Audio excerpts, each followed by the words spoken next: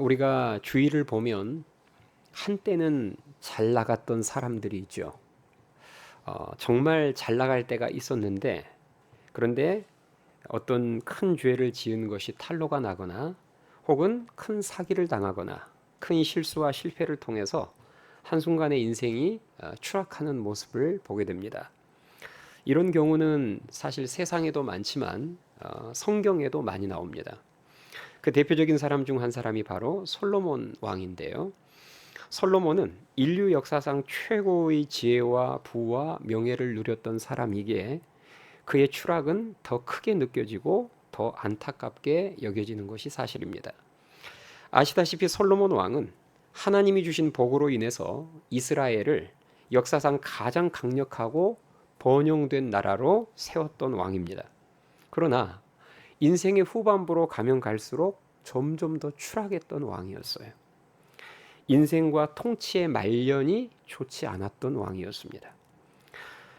열왕기서를 기준으로 놓고 보면 열왕기상 3장부터 8장까지가 솔로몬의 전성기입니다. 3장부터 8장까지가 솔로몬 왕의 전성기가 기록이 되어 있어요. 그리고 오늘 본문 말씀인 9장부터 11장까지 9장부터 추락하기 시작해서 11장이 이제 마지막이거든요. 그 11장을 보면 너무 초라하게 삶과 통치가 끝이 납니다. 개인이든 기업이든 교회든 나라든 추락할 때는 반드시 이유가 있습니다. 이유 없는 추락은 없어요. 솔로몬의 추락에도 분명한 이유가 있었습니다. 그래서 이 시간에는 솔로몬이 어떤 실수를 범하고 어떤 죄를 지어서 그의 인생이 그렇게 속절없이 추락하게 되었는지를 살펴보면서 우리가 솔로몬의 삶이 주는 교훈을 배우고자 합니다. 바라기는 솔로몬의 삶을 거울 삼아서 우리는 인생의 후반부로 가면 갈수록 더욱더 성숙해지고 그리고 사역과 인생의 유종의 미를 거두는 하나님의 신실한 자녀들이 될 수 있기를 주님의 이름으로 축원합니다. 자, 솔로몬의 신앙과 인생이 추락한 이유를 단 한마디로 요약하자면 간단합니다.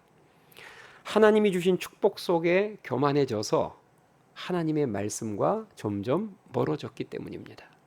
다시요. 하나님이 주신 축복 속에서 교만해져 하나님의 말씀과 점점 멀어지는 삶을 살았기 때문입니다.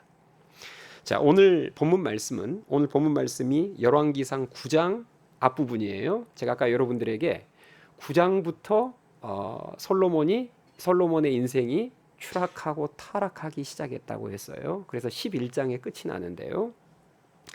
자, 오늘 본문 말씀은 하나님께서 솔로몬 왕에게 나타나셔서 하나님께서 하신 말씀입니다. 이 말씀을 하나님께서 솔로몬에게 하신 시점이 중요해요. 언제 이 말씀을 하셨는가? 자, 오늘 본문 1절 2절을 보겠습니다. 자, 그 시점이 나오는데요. 오늘 본문 1절 2절을 보세요. 솔로몬이 여호와의 성전과 왕궁 건축하기를 뭐하며 마치며, 이게 시점이에요. 여호와의 성전과 자기 왕궁을 건축한 그 20년의 대공사를 마치고 난 때에, 그때 2절, 여호와께서 전에 기브온에서 나타나심 같이 다시 솔로몬에게 나타나사. 자, 이처럼 솔로몬이 성전 건축과 자기 왕궁 건축을 다 마친 후에 하나님께서 나타나셔서 말씀하셨는데 뭐라고 말씀하셨느냐? 그 말씀의 핵심 내용이 4절부터 7절까지가 말씀의 핵심 내용입니다. 좀 길긴 하지만 워낙 중요한 말씀이니까 우리 4, 5, 6, 7, 4절부터 7절까지 자, 하나님이 솔로몬에게 뭐라고 말씀하시는지 한번 우리 집중해서 함께 읽겠습니다. 4절부터입니다. 시작.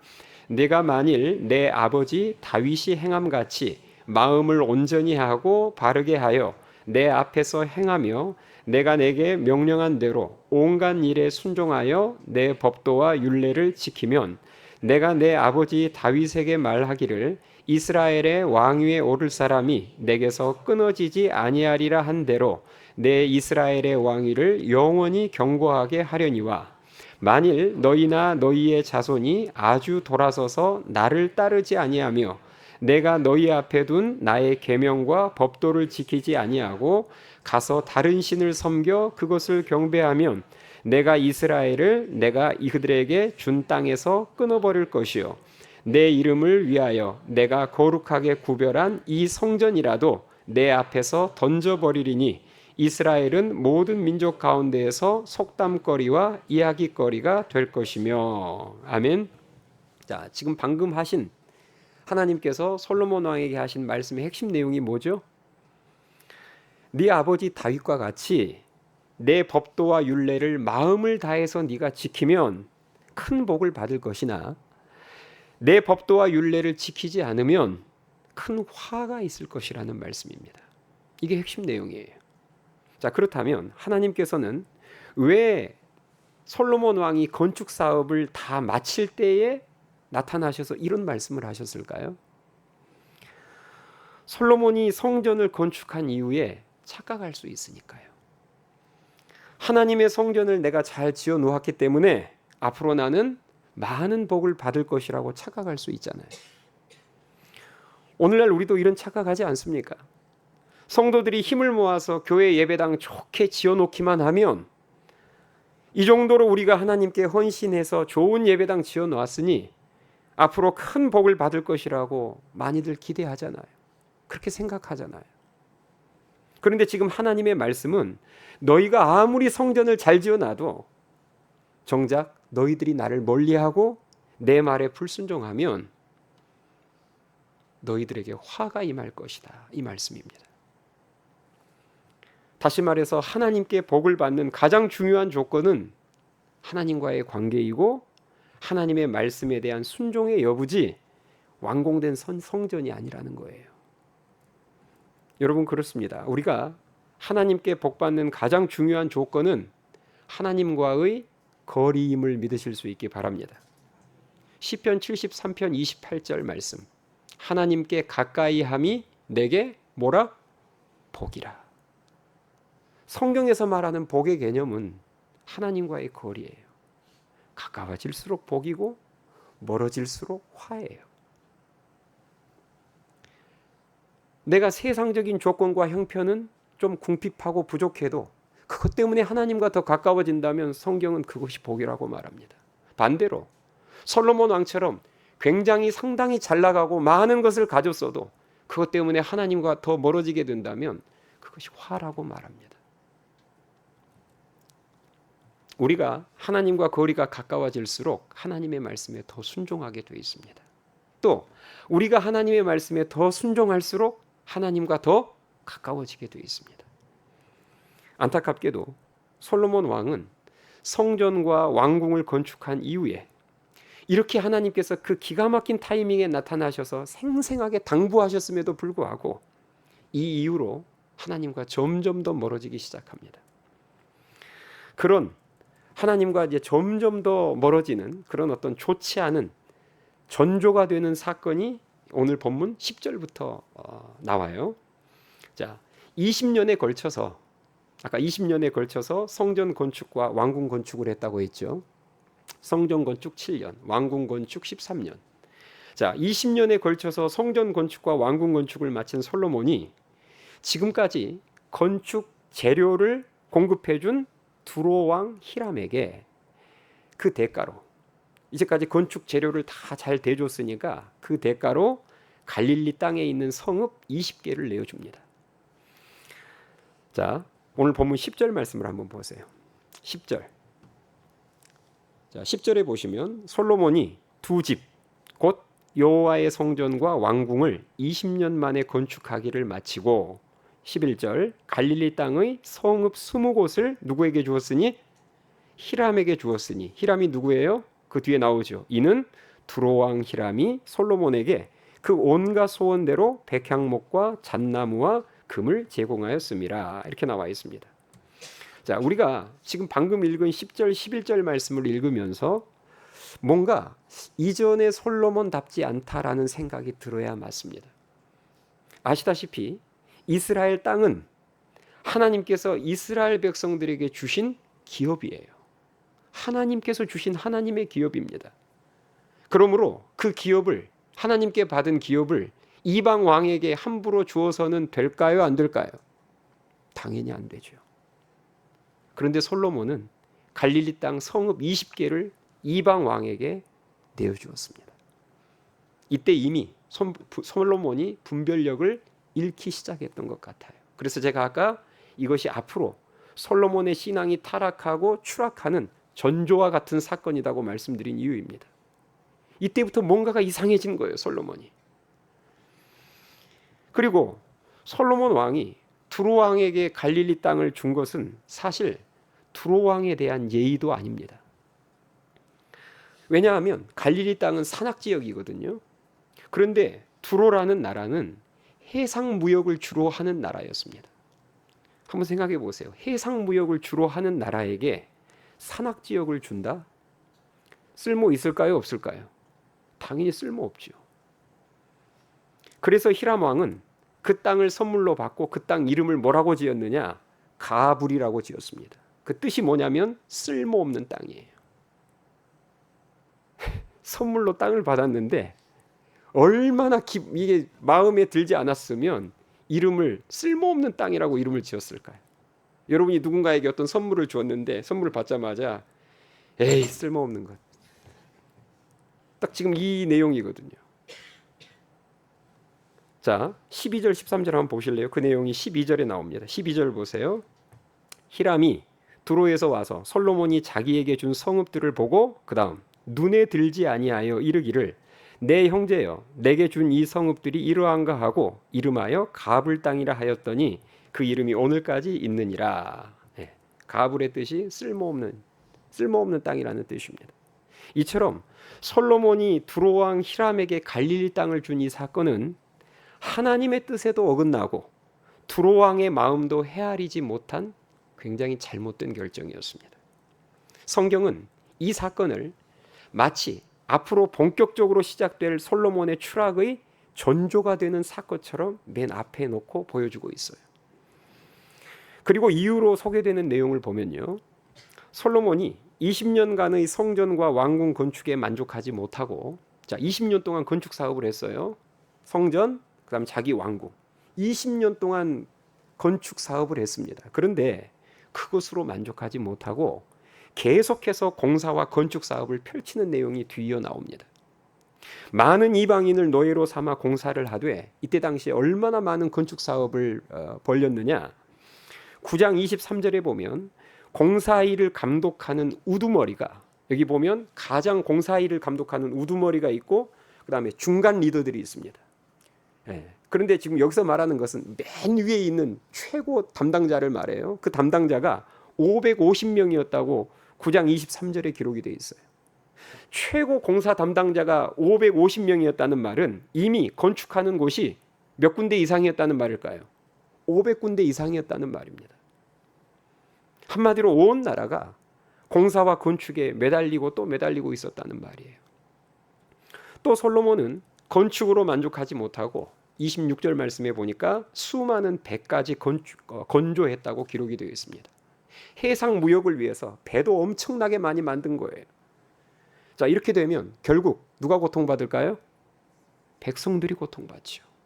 왕이야 명령하면 끝나지만 결국 고스란히 이 모든 공사, 배를 만드는 것부터 시작해서 모든 것 결국은 다 백성들에게 거둔 세금으로 백성들의 노동력으로 하잖아요. 이때 당시에 이스라엘 백성들이 노동과 중한 세금으로 인해서 얼마나 시달리고 힘들었는지는 솔로몬의 아들 르호보암이 왕이 됐을 때 백성들이 르호보암 왕에게 건의하는 내용을 보면 알 수 있습니다. 열왕기상 12장 4절에 보니까 제가 읽어드릴게요. 열왕기상 12장 4절에 보니까 왕의 아버지가 여기서 왕의 아버지는 지금 르호보암의 아버지니까 누구예요? 솔로몬을 말하죠. 왕의 아버지가 우리의 멍에를 무겁게 하였으나 왕은 이제 왕의 아버지가 우리에게 시킨 고역과 매운 무거운 멍에를 가볍게 하소서. 그리하시면 우리가 왕을 섬기겠나이다. 자, 아들인 르호보암 왕이 되자마자 백성들이 제일 먼저 했던 요구가 뭐냐면 아버지처럼만 하지 말아주세요. 당신의 아버지인 솔로몬 왕 때문에 우리 얼마나 힘들었는지 모릅니다. 그래서 우리들의 멍에와 짐을 좀 가볍게만 해주시면 기쁜 마음으로 왕을 따르겠습니다. 이처럼 솔로몬 왕은 백성들을 너무 힘들게 했던 왕이었습니다. 사실 솔로몬이 처음 왕이 될 때만 하더라도 참으로 지혜롭고 명철한 왕이었는데 시간이 흐를수록 초심을 잃고 건축 사업과 그리고 돈 버는 사업에만 몰두하면서 하나님과 멀어져 버린 거예요. 이렇게 무리한 건축과 그리고 이방 나라들과의 그런 어떤 무역, 돈 버는 일이죠. 건축, 무역, 외교로 인해서 점점 더 바빠졌습니다. 점점 더 바빠지자 하나님께 드리던 제사는 상대적으로 형식적인 제사, 인색한 제사가 되면서 하나님과는 점점 멀어져 버린 거예요. 그래서 솔로몬의 제사에 관한 기록은 사실 25절이 거의 전부입니다. 그 후로는 아예 나오지 않아요. 25절 말씀 볼까요? 자, 9장 25절 말씀 같이 읽겠습니다. 9장 25절 말씀 시작. 솔로몬이 여호와를 위하여 쌓은 제단 위에 해마다 3번씩 번제와 감사의 제물을 드리고 또 여호와 앞에 있는 제단에 분향하니라. 이에 성전 짓는 일을 마치니라. 아멘. 자, 이 25절 기록만 보자면 솔로몬은 유대인의 3대 절기 때만 1년에 3차례 3대 절기 때만 제사를 드렸던 것으로 보여집니다. 그리고 제사에 대한 기록은 11장 끝날 때까지 더 이상 나오질 않습니다. 여러분, 솔로몬이 누굽니까? 과거 1000번제의 제사로 하나님을 감동시켰던 참된 예배자 아닙니까? 누구보다 마음을 실어서 누구보다 풍성한 예배를 하나님께 드렸던 사람이었는데 하나님께서 큰 복을 주시자 그 복에 취해서 교만해지고 세상 일로 더 바빠져서 더 이상 이 이후로 마음을 실어서 예배를 드리는 1000번제의 모습은 더 이상 찾아볼 수 없게 됩니다. 그냥 앞서 방금 우리 25절에서 봤던 것처럼 3대 절기 때만 3대 절기 때는 드려야 되니까 최소한의 예배만 드리는 거예요. 형식적으로. 솔로몬의 인생에 있어서 최고의 전성기가 여러분 언제였을 것 같습니까? 저는 개인적으로 생각했을 때 솔로몬이 하나님께 1000번제를 드렸을 때가 솔로몬 인생에 있어서 가장 절정기라 생각되어집니다. 우리 한국교회도 마찬가지지 않을까요? 우리 한국교회의 최고의 전성기가 언제였을 것 같습니까? 우리 한국교회의 최고의 전성기는 예배가 살아있을 때였습니다. 1970년대, 1980년대를 말합니다. 예배를 드리는 곳이라면, 하나님께 기도하는 곳이라면 성도들이 벌떼처럼 모여들던 그 1970년대, 80년대, 그때가 제가 봤을 때 한국교회의 전성기였습니다. 지금은 그때보다 화려한 예배당은 지금이 그때에 비해서 화려한 예배당은 훨씬 많아졌어요. 그런데 상대적으로 하나님을 향한 예배를 향한 열정은 너무 많이 식어버렸습니다. 지금 여러분 부흥집회 하잖아요. 대형교회에서 부흥집회, 우리나라에서 잘 나가는 부흥 강사님 모시고 부흥집회에도 성도들이 잘 안 모입니다. 아세요? 과거 1970년대, 80년대 때는 네 교회, 내 교회 가리지 않고 부흥집회 포스터만 붙어 있으면 성도들이 우르르 몰려갔어요. 근데 지금은 부흥집회를 잘 하지도 않고 대형교회에서 제일 유명한 목사님 모시고 해도 성도들이 잘 모이질 않습니다.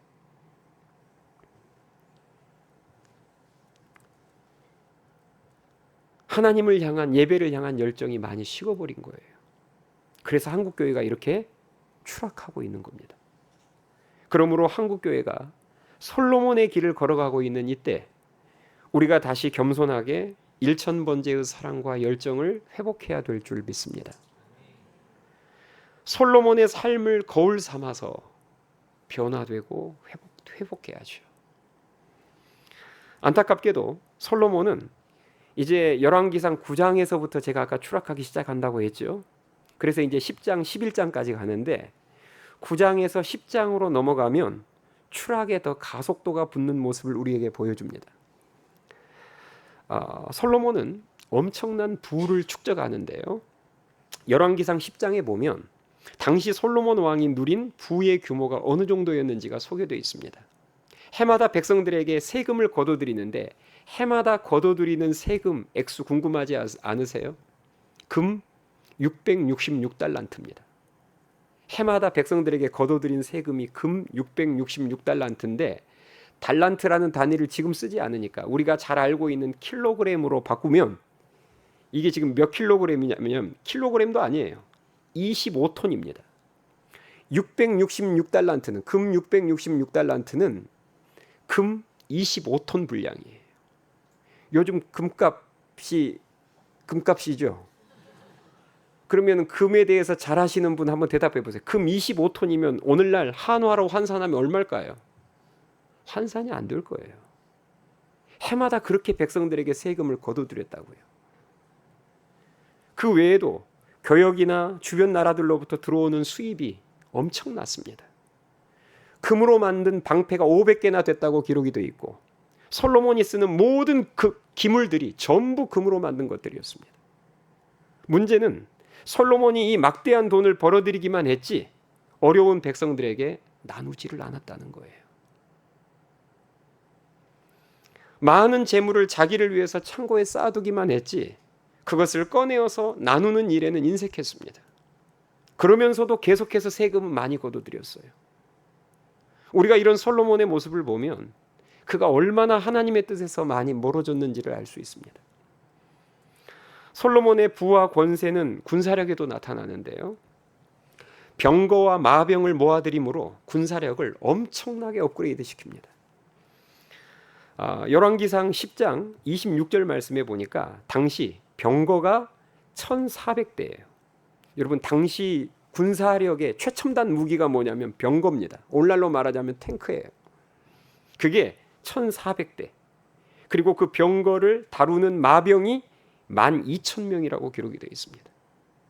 사실 지금 세상적인 관점에서 보면 아니 왕이 국방력 강화시키는 게 뭐가 문제가 될까 싶지만 이 역시 하나님 말씀에 어긋난 행동이었습니다. 하나님께서는 일찍이 이스라엘 백성들이 가나안 땅에 입성하기 전에 왕에 대한 규례를 모세를 통해서 주셨어요. 신명기 17장에 보면 그 왕에 대한 규례가 나와 있는데요. 제가 읽어드릴게요.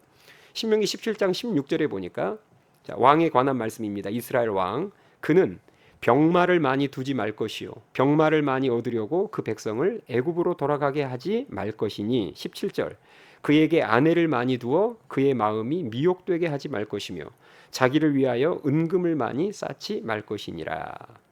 자, 이처럼 이스라엘 왕이 많이 두면 안 될 것이 세 가지였어요. 뭐죠? 첫 번째, 병마, 군사력을 말해요. 군사력을 막강하게 하면 안 된다는 거예요. 왜 하나님이 그런 말씀을 주셨을까요?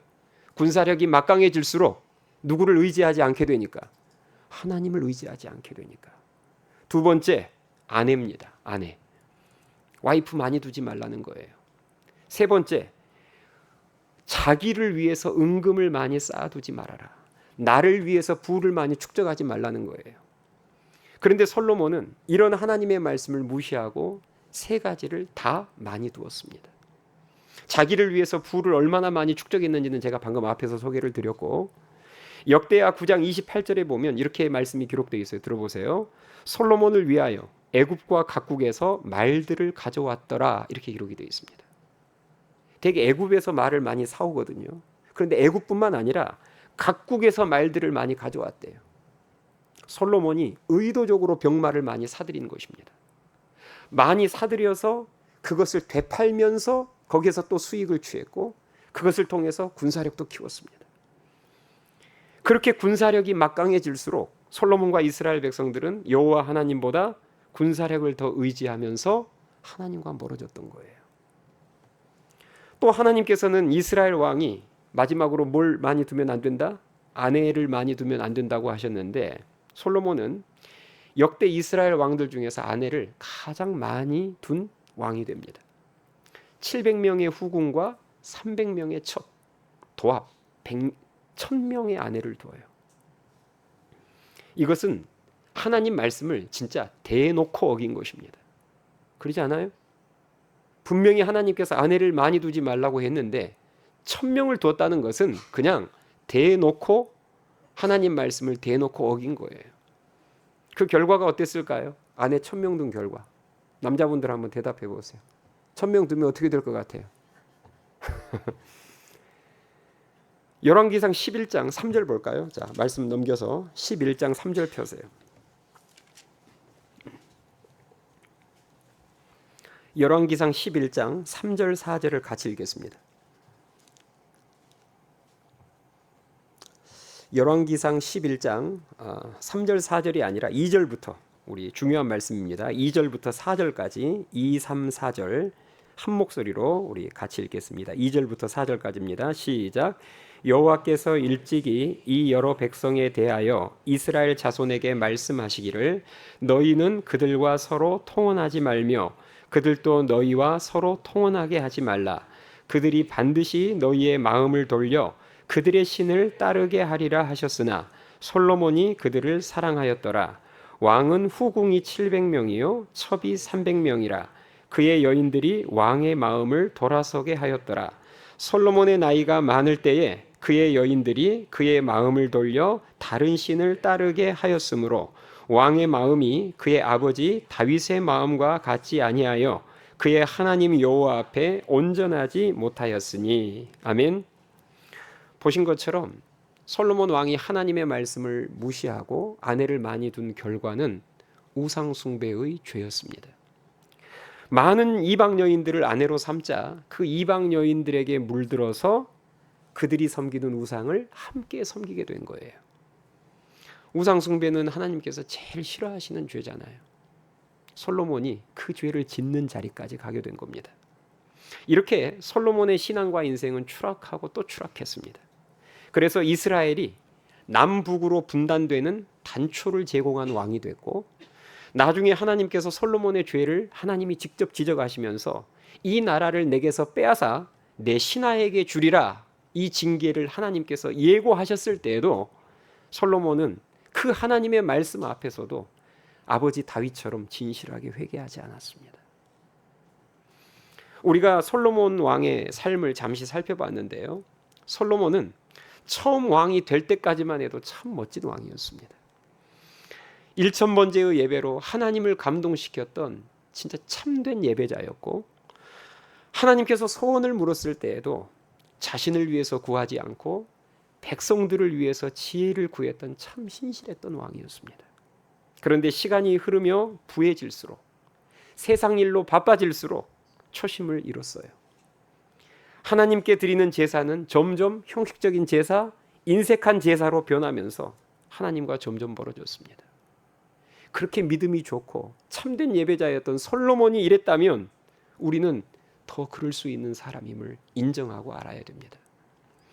지금 한국교회는 경제적인 성장과 풍요 속에서 이미 솔로몬의 길을 걷고 있다고 말해도 절대 과언이 아닐 것입니다. 제가 앞서 솔로몬의 전성기가 열왕기상을 기준으로 보면 솔로몬 왕의 전성기가 열왕기상 3장부터 8장까지 기록이 되어 있고, 그리고 솔로몬의 타락기, 추락하기 시작한 게 9장부터 추락하기 시작해서 10장에서 더 추락하고 11장에 가서 이제 정말 몰락하는 그런 모습을 우리에게 보여준다고 제가 말씀을 드렸죠. 지금 한국교회의 현 주소가 어디쯤 와 있을까? 이 솔로몬의 삶을 기준으로 놓고 봤을 때 열왕기상 몇 장 정도로 한국교회가 지금 와 있을까? 제가 설교를 준비하면서 생각을 해봤어요. 내용들을 찬찬히 살펴보면서 제가 내린 결론은 이것입니다. 열왕기상 11장 초입에 와 있다, 저는 그렇게 생각합니다. 열왕기상 11장 초입이면 열왕기상 11장이 솔로몬에 대한 기사가 마지막이에요. 다행히 마지막 장이 굉장히 깁니다. 43절까지나 있어요. 11장이 11장 초입 정도에 와 있다, 저는 그렇게 봐요. 이 말은 한국교회가 11장 초입 정도에 와 있다는 말은 한국교회가 영적으로 많이 추락했다는 말이기도 하고, 동시에 아직 회개하기에, 회복되기에 늦지 않았다는 말이기도 합니다.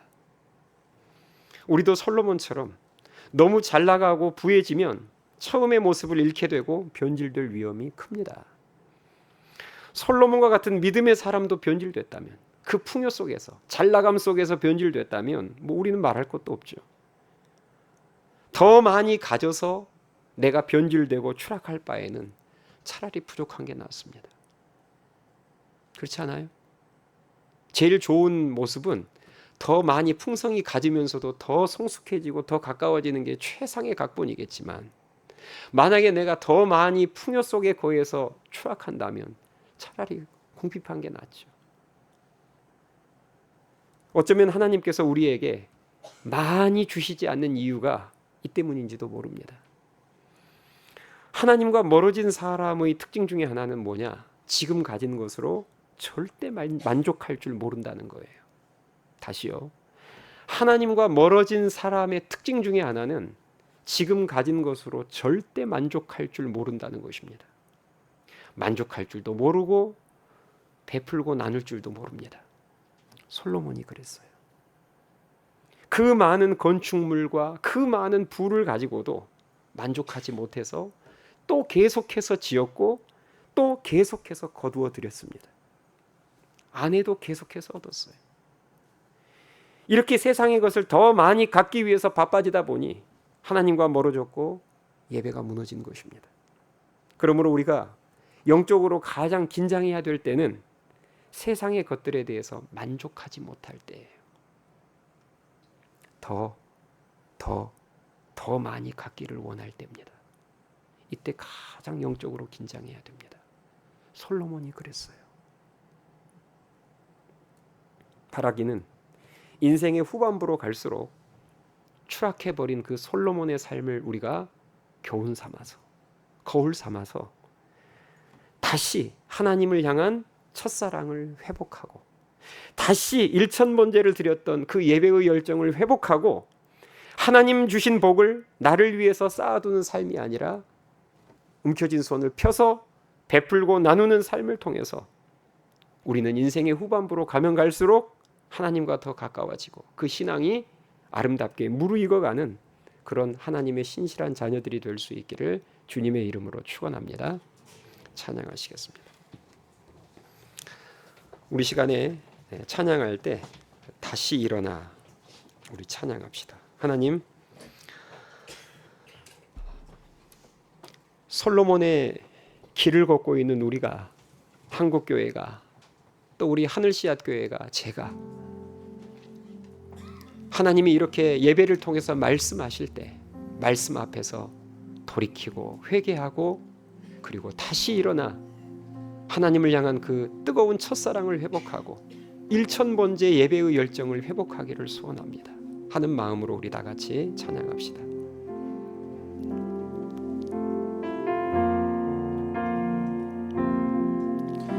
나는 내 마음의 복음이 흥했던 곳에서 다시 아버지를 만나고,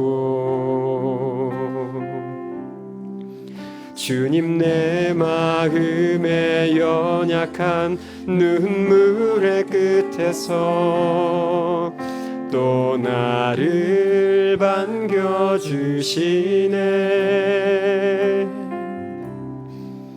작다 생각했던 그의 부르심 다시 나를 회복해 하시네. 다시 일어나 주를 예배함이 내 모든 기쁨이 되리. 그의 기쁨 되어 삶의 모든 순간을 주께 다 내어드리리. 처음부터 다시 고백합니다.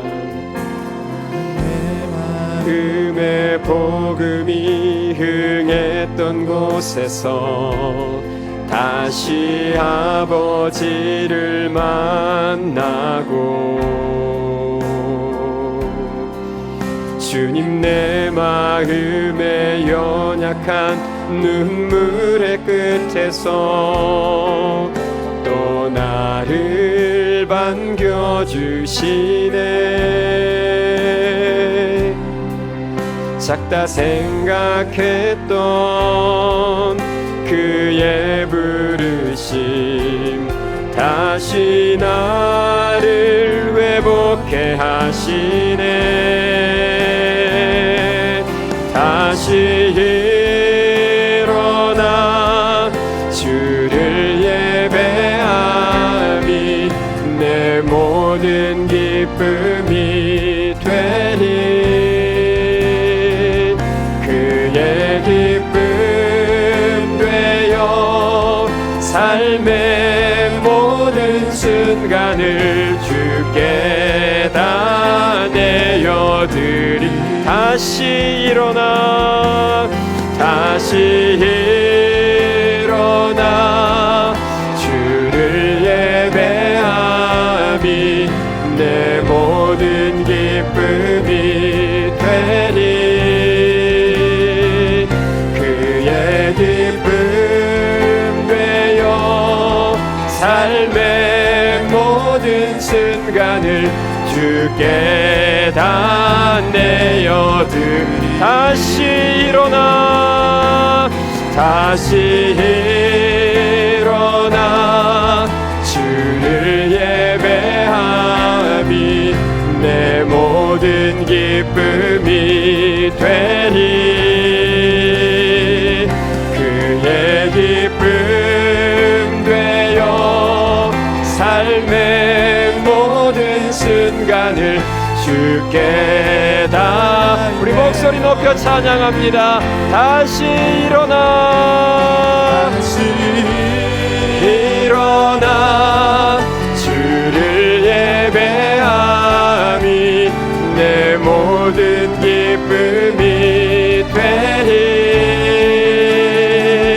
그의 기쁨 되어 삶의 모든 순간을 주께 다 내어드리. 다시 일어나 다시 일어나 주를 내 모든 기쁨이 되리.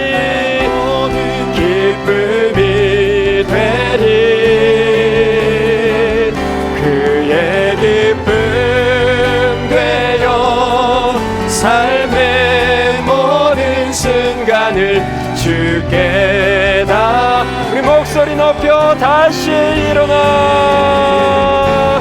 다시 일어나 주를 예배함이 내 모든 기쁨이 되리. 그의 기쁨 되어 삶의 모든 순간을 주께 다 내어드리. 다시 일어나 다시 일어나 그 예배 내 모든 기쁨이 되리. 기쁨이 되리. 그의 기쁨 되어 삶의